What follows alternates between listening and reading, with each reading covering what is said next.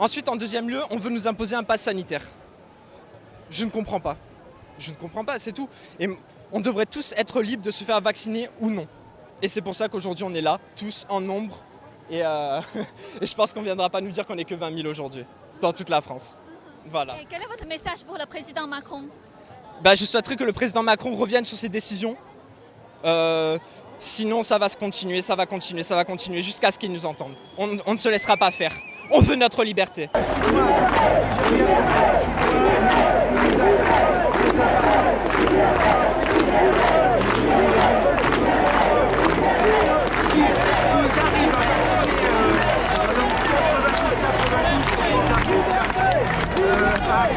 Manifester pour la liberté, en fait, il y a une coercition sur les plateaux de télévision. On ne voit que des gens corrompus et on nous a dit comme ça, du jour au lendemain, c'est terminé. Vous fermez, on ferme tout. Le 1er août, des passes sanitaires. Il faudra montrer, même ceux qui sont vaccinés, j'ai déjà un vaccin, mais on devra montrer nos papiers partout. Vous rentrez à un restaurant, papier. Vous allez prendre le train, papier. Vous allez faire n'importe quoi, même si vous êtes en règle. Mais vous vous rendez compte dans quel pays on est, quoi? C'est la France, ça? Être en liberté. Et on a interdit tous les autres traitements. Le professeur Raoult a été ridiculisé, a été mis n'importe où, alors que c'est un des plus grands chercheurs mondiaux. Il est reconnu en Chine, il est reconnu internationalement, il a plusieurs distinctions. Et l'hydroxychloroquine, non, ça marche dans les pays, ça ne marche pas ici. On n'a pas eu de construction intelligente, vous voyez. Peut-être que le vaccin, c'est bien. Peut-être, je ne dis pas le contraire, j'en sais rien en fait. J'ai lu des choses bien, des choses pas bien. Mais c'est la manière dont on nous le dit. C'est comme ça ou rien. C'est en France, quoi, on est un pays des droits de l'homme. Je suis désolé, c'est comme ça la France. Et si encore il y avait une efficacité qui était prouvée du vaccin à 100%, on dirait bah oui, bien entendu, il faut se faire vacciner tous. Mais ce n'est pas le cas. Et ceux qui nous véhiculent l'information, ils n'ont pas de crédit. Ils ont perdu toute crédibilité politique. Ils n'ont plus de crédit scientifique. Qui croire? Voilà, c'est pour ça que je manifeste. Voilà. Est-ce que pour vous c'est important, c'est-à-dire quel que soit vacciné ou non vacciné, ça c'est vraiment le droit fondamental pour Ah oui, moi je suis vacciné, moi, mais je suis là. Parce que j'ai pas le droit, enfin, je me vois pas montrer ce qu'on appelait, alors le parallèle est un peu fort, mais ce qu'on appelait l'Ausweis, hein, sous l'occupation. C'est-à-dire, vous avez le papier, oui ou non. Vous n'avez pas le papier, prison, amende, 45 000 € d'amende pour un restaurateur qui ne demande pas le papier. Et puis la prison aussi. C'est ce qu'ils sont en train de préparer là, le Conseil des ministres pour le gouvernement. 10 000 € d'amende, 6 mois de prison ferme, vous vous rendez compte? Et quel est votre message pour le président Macron? Ah, mais il n'écoutera pas. C'est quelqu'un qui est un sociopathe, qui est autiste, qui n'entend rien. Il est persuadé avoir raison. C'est quelqu'un de très intelligent, le président Macron. Tous ceux qui contestent le président Macron sont idiots. Je suis un idiot. Les idiots ne sont pas écoutés. Au mieux, ils sont des clowns. Donc le message au président Macron, mais c'est quoi le président Macron? Le président Macron, il n'écoute que ce qu'il veut entendre, lui. Il écoute, il est dans sa bulle, il est dans son monde. Il n'est pas avec nous. Il n'est pas dans la citoyenneté. Alors moi je suis là parce que pour protester contre l'instauration du pass sanitaire, d'accord, qui ensuite va se transmettre en fait en une ségrégation entre les personnes. Il y avait des personnes qui vont avoir des droits et d'autres personnes qui n'auront plus de droits pour faire leur vie quotidienne. Donc ça commence par les restaurants, mais c'est aussi les centres commerciaux, donc on ne pourra plus aller faire ses courses. On ne pourra plus non plus se déplacer comme on veut. Donc voilà, moi je suis là pour protester contre ça. Pour vous, c'est vraiment grave, ces mesures vraiment graves pour l'avenir de France? Pour moi, c'est une atteinte fondamentale à notre principe qui est dans notre constitution, dans notre devise, la liberté. Là, on est vraiment en train d'attaquer ce principe. Et donc, moi, j'ai peur aussi de ce qui va suivre. Ces mesures, on ne sait pas jusqu'à quand elles vont durer. Et donc, on est vraiment à un moment où ça peut basculer vers une dictature. Vous avez aussi cette sensation que la France est devenue comme la Chine, au moins dans ce sens des mesures sanitaires? Oui, pour moi, en fait, il y a des mesures sanitaires qui sont prises de façon relativement unilatérale par le président de la République, hein, on l'a vu. Ces décisions, c'est toujours lui seul qui les apprend, lui seul qui les annonce. Et derrière, il y a le Parlement qui est là juste pour finalement enregistrer ces décisions. Et donc finalement, le système démocratique ne fonctionne plus, quoi. On n'a pas d'opposition qui a réussi à se faire entendre au Parlement. Même les contre-pouvoirs comme le Conseil constitutionnel finalement n'ont pas joué leur rôle. On a confiné des gens quand même pendant plusieurs mois chez eux, ce qui est déjà une privation énorme. Alors on a dit que c'était temporaire, mais maintenant voilà, on arrive vers encore d'autres privations et c'est ça vraiment le risque pour moi. Je suis là parce que je m'inquiète beaucoup pour le monde, pour la santé de mes enfants, et puis surtout par un peu cette folie collective qui a pris le monde il y a 18 mois pour un virus qui en réalité tue très peu de gens, qui tue 0,05% des gens. Et moi je m'inquiète particulièrement pour les enfants parce que les enfants n'en ont absolument pas besoin. Les adultes sont libres. S'ils pensent que ce vaccin peut les aider, ils peuvent y aller. Moi je leur déconseille, mais ils peuvent y aller. En revanche, les enfants ne sont pas libres et en plus n'ont aucun risque. Donc pour moi c'est un non-sens complet. Et c'est une négation de la démocratie. Quand on en vient à mettre en danger la santé de nos enfants parce qu'on n'a pas assez de lits, c'est que quelque part notre société va mal. Quel est votre message pour le président Macron? Je pense qu'il faut qu'il change de conseiller. Je pense qu'il faut qu'il écoute. Il y a beaucoup de gens aux États-Unis, en France, etc., qui raisonnent très bien, qui ont beaucoup travaillé sur le sujet. Moi, je travaille pour Panda. On a beaucoup travaillé avec toutes les associations dans le monde. Et je pense qu'il faut qu'il change de conseiller. Il lui dresse un portrait de la situation depuis un an et demi, qui est complètement faux. Pour défendre ma liberté de choisir si je me fais vacciner ou pas. Et pour vous, c'est vraiment un moment très important et très grave pour la France? C'est important et grave pour beaucoup de pays, mais la France a pris une décision par la porte arrière d'imposer une vaccination pour que je sois capable de vivre une vie normale.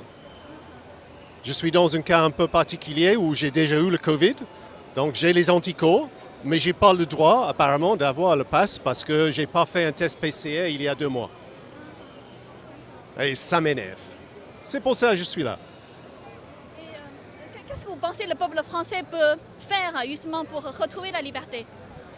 Venez ici, montrez qu'on est ensemble, qu'on a une voix et qu'il y a des gens qui vont nous représenter pour essayer de casser ce système que Macron veut forcer à travers son loi pour la semaine prochaine.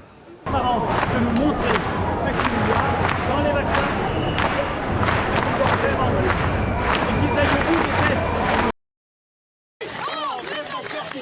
Beaucoup de manifestants le disent, ils ne sont pas anti-vaccin mais anti-obligation vaccinale. Moi, le vaccin, je ne suis pas forcément contre. Je trouve pas, si je me fais vacciner, il n'y a pas vraiment de risque. Par contre, ce que je ne comprends pas, c'est pourquoi me priver ainsi de liberté alors que moi, je suis parfaitement innocent. Je ne suis pas anti-vaccin. Je ne veux pas qu'on m'impose une vaccination. Et nous sommes avec Stéphane Rosès, politologue, président de Conseil Analyse et Perspective, CAP, et René Chiche, historien, professeur de philosophie. Bonsoir messieurs, et merci d'être avec nous ce soir sur RT France. L'extension du pass sanitaire a été présentée par Emmanuel Macron lui-même comme le moyen de pousser à la vaccination sans la rendre obligatoire pour tous les Français. Quel regard porte le philosophe que vous êtes sur cette démarche, René Chiche ? Eh bien, moi je considère que d'abord c'est une faute politique majeure de la part d'un président de la République dont un des premiers devoirs est d'assurer la cohésion de la nation. Et cette annonce a eu premièrement pour effet de dresser une partie des citoyens contre les autres et avec une violence, et notamment une violence verbale absolument insupportable.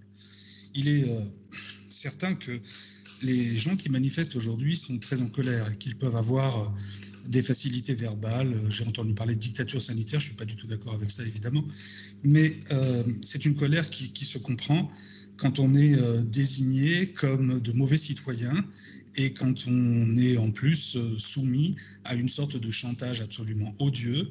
Ce ne sont pas du tout des méthodes de gouvernement républicain. Le gouvernement républicain s'adresse à la raison, à l'intelligence et au jugement éclairé du citoyen, pas à la peur, pas à la convoitise. En fait, on est en train finalement de produire des comportements qui sont absolument indignes de ce régime. Donc voilà d'abord ce que j'ai à dire, et ça je crois que c'est la critique fondamentale, la critique la plus importante, parce qu'au nom d'une situation exceptionnelle qui par ailleurs n'est pas si inquiétante que cela en réalité, on est en train effectivement, comme l'a dit d'ailleurs Bellamy dans son texte, de changer complètement de modèle de régime politique, même si on en conserve pour la forme les principaux éléments, et surtout de type de société. Une société où des données qui jusqu'à présent relevaient de la vie privée deviennent des instruments de contrôle, des instruments de pouvoir, et évidemment on ne peut que s'en inquiéter, c'est tout à fait légitime de s'en inquiéter. Donc d'abord faute politique, et puis ensuite, si on a le temps, je dirais quelques mots de l'avant-projet de loi qui, lui, est un tissu d'absurdité logique. Alors on va déjà faire réagir Stéphane Rosès. Est-ce que vous partagez ce point de vue? Est-ce que c'est là une faute politique majeure? René Chiche évoque un chantage.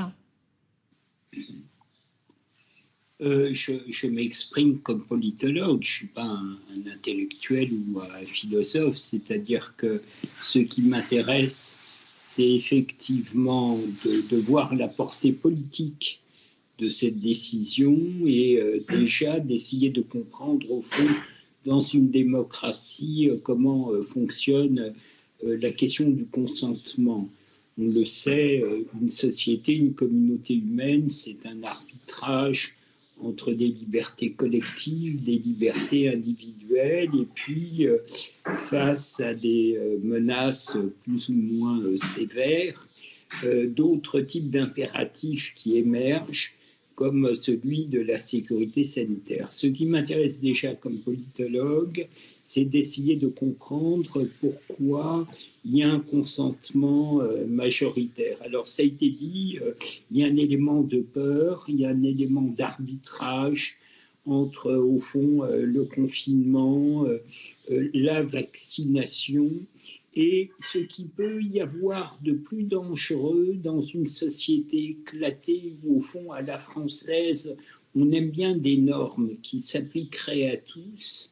Comme ça touche à la question des libertés, effectivement, il peut y avoir un risque de montrer du doigt des personnes qui, pour des raisons au fond fort diverses, sont opposées à la vaccination. Et ce que je trouve un peu dangereux, au fond, c'est un système de NAS où le politique, sans doute par insuffisante légitimité, ou par approvisionnement de vaccins insuffisants dans l'immédiat, au fond, ne dit pas il faut vacciner tout le monde, mais prendre des mesures qui vont amener un phénomène de goulot qui est en fait une pression que je trouve funeste, dans la mesure où effectivement on le voit à l'intérieur des familles politiques et à l'intérieur même des familles tout court. Ce débat est un débat assez violent, ce qui est une façon de rappeler qu'une société, elle ne tient pas essentiellement sur des questions économiques et sociales, on le saurait. Elle tient d'abord, si on se met en société, c'est que d'abord on se pose la question comment bien affronter ensemble notre destin. Et comme la France, depuis des siècles, fonctionne au politique, cette question est devenue éminemment explosive et effectivement, il y a là un risque de ferment, de division. Alors on va voir ce que disent les tiers instances, hein, c'est-à-dire on va voir si les projets vont réellement passer, mais c'est effectivement une privation de liberté individuelle pour des raisons sanitaires. Alors je suis d'accord avec M. Chiche, il est hors de question de parler du terme de dictature, mais au fond, un peu comme le vaccin, on pourrait se dire que cette idée de passe, c'est une bonne idée éventuellement sur le court terme en termes sanitaires, mais on ne mesure absolument pas les effets de moyen et de long terme. C'est-à-dire qu'on sent qu'on est avec le pass sanitaire engagé dans un processus nouveau en termes de nature politique dont on ne maîtrise pas ensuite ce que pourraient être les effets, soit avec d'autres gouvernants, soit appliqués à d'autres domaines. Alors vous évoquez, Stéphane Rosès, un destin commun. René Chiche, les non-vaccinés représentent aujourd'hui quelques 80% des cas positifs. Comment préserver les libertés de tous sans toucher aux libertés individuelles ? Alors là, vous allez m'entraîner sur le terrain où je ne veux pas aller, c'est-à-dire celui de la vaccination. Je ne veux pas y aller parce que on n'a plus le droit de s'exprimer là-dessus, sauf à faire état de ces titres en médecine, en épidémiologie, etc. Mais pourtant, un certain nombre de choses que l'on entend blessent la raison. La vaccination, c'est d'abord fait pour se protéger soi-même, nous sommes bien d'accord. Donc si un vaccin est efficace et si on est protégé, on ne comprend pas pourquoi il faut l'imposer à tout le monde, étant donné que les personnes qui sont le plus intéressées par la vaccination sont celles qui présentent des risques qu'on appelle, dans les textes réglementaires, des personnes vulnérables. Effectivement, sur des domaines comparables, enfin je veux dire comparables en termes de rapport entre les traitements et la gravité de la maladie. Parce qu'on ne peut pas mettre tous les vaccins sur le même plan et toutes les vaccinations sur le même plan. Il y a des vaccinations obligatoires pour des maladies extrêmement graves qui sont extrêmement mortelles, qui ne peuvent pas être traitées. Mais ce qui est le plus comparable au Covid, en fait, c'est la grippe. Je ne dis pas que le Covid et la grippe, c'est évidemment deux choses très, très différentes. Mais du point de vue de la vaccination, c'est comparable. Or, en réalité, les personnes vaccinées sont aussi contagieuses. Enfin, pas tout à fait autant contagieuses que celles qui ne sont pas vaccinées, mais elles sont néanmoins contagieuses. Et par conséquent, quand on analyse de près l'avant-projet de loi, on se rend compte que d'un simple point de vue logique, c'est totalement aberrant de réserver l'accès de certains lieux de la vie quotidienne à des personnes qui peuvent présenter un certificat de vaccination alors qu'en réalité elles sont contagieuses, même si, et le président Macron l'a dit lui-même dans son discours de lundi, même si c'est 12 fois moins que des personnes qui ne sont pas vaccinées. Là, il y a quelque chose qui ne va pas, si vous voulez. On est en train d'utiliser la vaccination comme instrument pour diminuer la circulation du virus, alors que la vaccination, elle est à l'origine et je dirais presque par définition faite pour se prémunir contre des complications et contre le développement de la maladie. Ce sont deux choses complètement différentes, donc on est en train, une fois de plus, d'utiliser un instrument à d'autres fins que celles pour lesquelles il est établi à l'origine. Voilà, ça c'est très important parce que si on ne comprend pas bien ça, alors effectivement tout le reste on l'accepte. Mais je voudrais quand même revenir sur ce qu'a dit mon interlocuteur tout à l'heure, M. Rosès, à savoir que il ne faut quand même pas oublier qu'il y a très peu de temps, nos dirigeants, nos ministres, pour ne rien dire du président lui-même, avaient exclu les mesures qu'ils sont en train de prendre. Alors, il y a effectivement un autre dégât collatéral de cette mesure insensée qui est la perte totale de crédit de la parole politique. Et ça va avoir des conséquences à long terme terrifiantes. Alors sur ce point, Stéphane Rosès, et ce sera le dernier mot avec vous parce que malheureusement le temps nous manque, et aussi sur cette question du traitement différencié entre vaccinés et non vaccinés. Est-ce que vous considérez que rendre la vaccination obligatoire pour l'ensemble des Français, est-ce que la mesure aurait été mieux accueillie selon vous ? Ce qui me trouble, c'est la question du pass sanitaire plus que la question de la vaccination. Mais le débat serait effectivement entre engagement personnel et dimension collective des questions sanitaires. C'est un débat assez compliqué qui mériterait effectivement du temps avec M. Chiche. Sur la question du discrédit de la parole politique, on n'est pas, au fond, on n'est pas en désaccord. Ce que je reproche aux gouvernants, au fond, ce n'est pas que la situation change et que le politique doit s'adapter à la situation, car c'est le rôle même du politique. La différence entre le scientifique et le politique, c'est que le politique doit, lui, arbitrer des dimensions fort différentes. Donc, la situation peut changer. Mais c'est vrai que depuis le départ... Elle a déjà changé depuis lundi. Hein. Oui, mais ça au fond... non, mais par contre, au départ, effectivement, il y a un problème des Français. Au départ, il y a un discrédit. Au départ, nos concitoyens ne croient pas, y compris sur matière sanitaire, à la parole publique, parce que sur tout un tas de dossiers, sur l'efficacité même d'un certain nombre de mesures, le politique et même des autorités médicales ne disaient pas le réel, mais le possible, ce qui est très différent. Donc effectivement, dès le départ, il y a eu un problème, et je pense que d'ailleurs ce discrédit politique fait que le politique peut être amené à tort, à mon avis, à finasser sur un certain nombre de principes.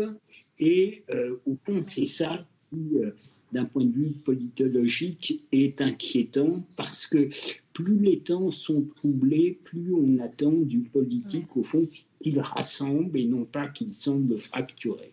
Et ce sont donc 114 000 protestataires qui sont descendus aujourd'hui dans les rues un peu partout en France pour dénoncer l'extension du pass sanitaire. Merci à tous les deux, messieurs, d'avoir participé à cet échange ce soir. Stéphane Rozès, politologue, président de CAP, Conseil Analyse et Perspectives, et René Chiche, historien, professeur de philosophie. Cette extension du pass sanitaire, ça fait bondir Pauline, verte de rage sur sa chaise en terrasse. Je trouve ça hallucinant, et pourtant j'ai fait ma première dose ce matin, parce que là c'est monter les Français les uns contre les autres, et c'est une honte sans nom. Ça veut dire qu'on confine les gens et qu'on condamne les gens qui ne sont pas vaccinés à rester chez eux. Et ça, c'est juste une honte.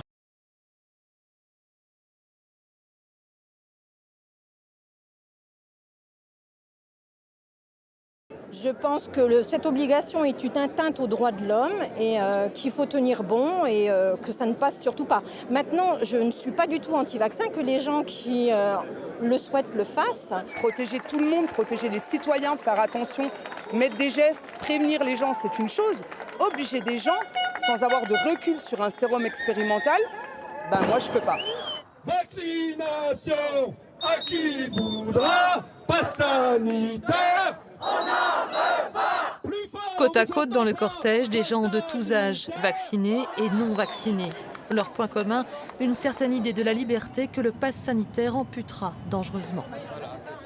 Je viens d'annuler mes vacances qui devaient avoir lieu en Bretagne parce on est triste, on n'a absolument pas envie de vivre des vacances dans une ambiance de quasi-apartheid. Hein.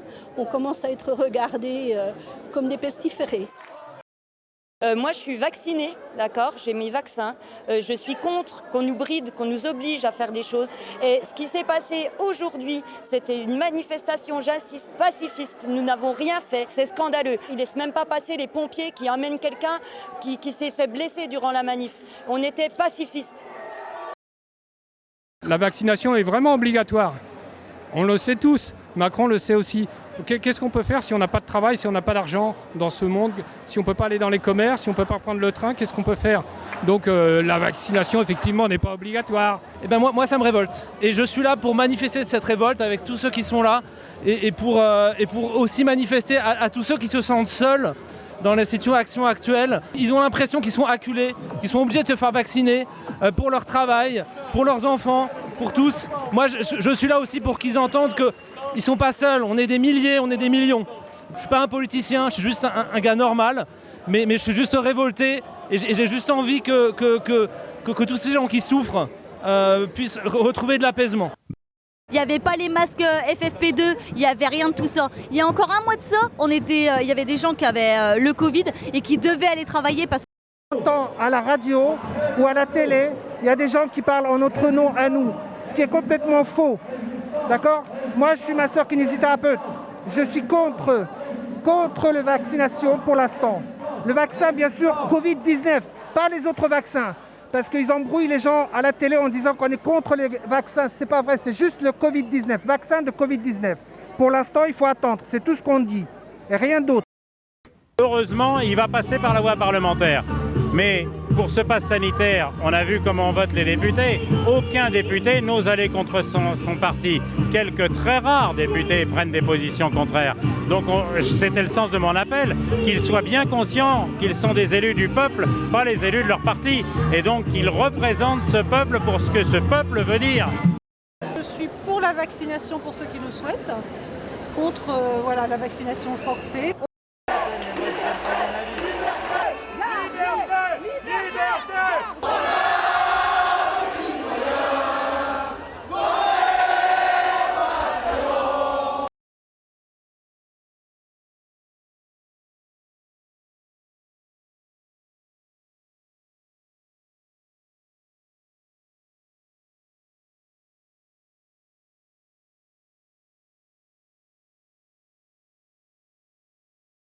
Mais bien sûr,